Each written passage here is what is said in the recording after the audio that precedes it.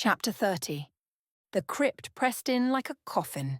Cold stone surrounded them on all sides, heavy with the dust of forgotten centuries, and the silence that filled the chamber was not peaceful. It pressed in on them, heavy and watchful. Andrew had been inside the tomb for too long. Even Kronos, who prided himself on poise in all things, found his measured stillness beginning to fray. He moved along the edge of the chamber, each step precise, though tension coiled beneath the surface. He had hoped this place would stir something in the boy, his blood, his instincts, the ancient bond buried deep within his flesh. But there was nothing. No sign, no sound from Bello. The crypt was silent. The others didn't speak. Craven and Sakura stood beneath the torch on the far side, speaking in clipped, hushed tones. Shera lingered to the left, eyes scanning for openings, for weaknesses. He could feel her thoughts working, calculating distances, routes, possible escapes. He'd watched her all these years from afar, and what she had become filled him with both admiration and something close to fear. Letting her go was probably the stupidest mistake he'd ever made, but back then, he hadn't felt like he had a choice. Marius was hunting him day and night, and the Ashari still didn't trust him. He needed to focus on his mission, gaining control of the Ashari Council and pursuing his ultimate goal. He never expected Marius to take her in, earn her trust, and shape her into who she was now. Losing her pained him more than he cared to admit, but he told himself that once he found it, she'd understand, and she'd come back to him. How could she not? And now he was so close.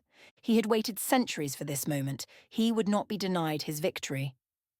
"Dan, go see what's happening," he snapped, unable to keep the edge from his voice. The Ashari nodded and vanished into the tunnel. Minutes passed.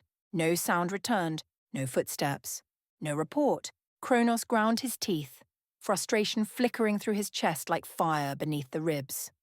Another delay. Another breath stolen from his future. His thoughts slid backward, as they often did when forced into stillness. Not to this crypt, nor this war, but to the day his real name had ceased to mean anything. Before the transformation, before the war, before the blood. To the cold hills of the north. The small stone cottage tucked beneath the trees, where his children used to run through the frost barefoot, laughter rising like mist in the early morning light. He had been a man once, tired, poor, but alive. His wife's hands were always stained with blackberry juice or ash. His daughter sang when she thought no one was listening. His son tried to build castles from sticks and wet earth, swearing he would be a king someday. And then, the sickness had come. The fever and pain came the next day. And then, something worse.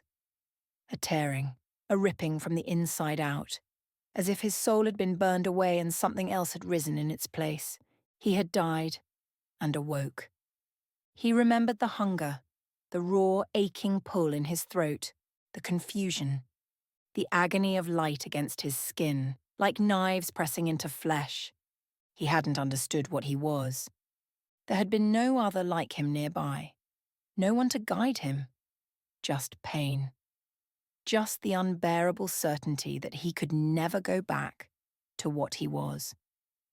"You're not my husband anymore," she'd said, her voice hollow. "You brought a curse into our house." And then they came, torches lit into the night, the screams, the curses.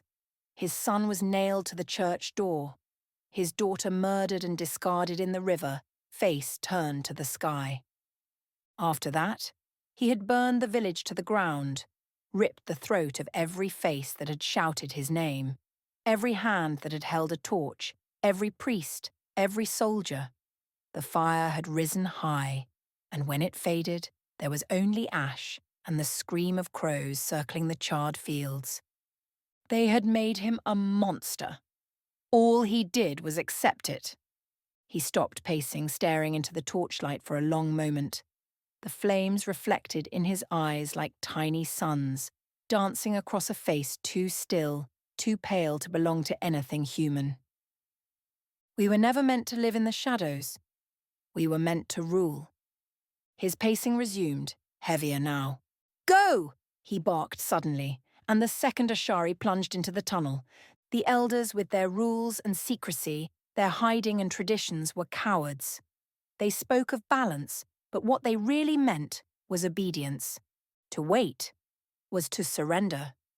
To cloak their power in myths, to live in the cracks between cities, feeding on scraps, it wasn't survival.